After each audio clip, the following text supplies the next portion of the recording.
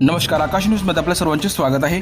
भंडारा गोंदियात कमळ फुलले, अविनाश ब्राह्मणकर यांचा ऐतिहासिक विजय. भंडारा गोंदिया विधान परिषद निवडणुकीत भारतीय जनता पक्षाने पुन्हा एकदा आपली राजकीय ताकद सिद्ध करत दमदार विजय मिळवला आहे. भाजपचे उमेदवार अविनाश ब्राह्मणकर यांनी काँग्रेस समर्पित अपक्ष उमेदवार नरेश ईश्वरकर यांच्या मोठ्या मताधिक्याने पराभव करत विजयाचा झेंडा फडकवला आहे. मतमोजणीच्या सुरुवातीपासूनच अविनाश ब्राह्मणकर यांनी आघाडी कायम राखली होती. अखेर जाहीर झालेल्या निकालानुसार ब्राह्मणकर यांना 302 मते मिळाली आहेत, तर काँग्रेस समर्पित पक्ष उमेदवार नरेश ईश्वरकर यांना 154 मते मिळाली आहेत. या निवडणुकीत एक मत अवैध ठरले. भाजपच्या या विजयामुळे भंडारा आणि गोंदिया जिल्ह्यातील पक्ष कार्यकर्त्यांमध्ये उत्साहाचे वातावरण निर्माण झाले असून ठिकठिकाणी फटाक्यांची आतिषबाजी, मिठाई वाटप आणि जल्लोष साजरा करण्यात आला आहे. दुसरीकडे काँग्रेस समर्पित गटाला अपेक्षित यश मिळवण्यात अपयश आल्याने राजकीय समीकरणांवर नव्याने चर्चा सुरू झाली आहे.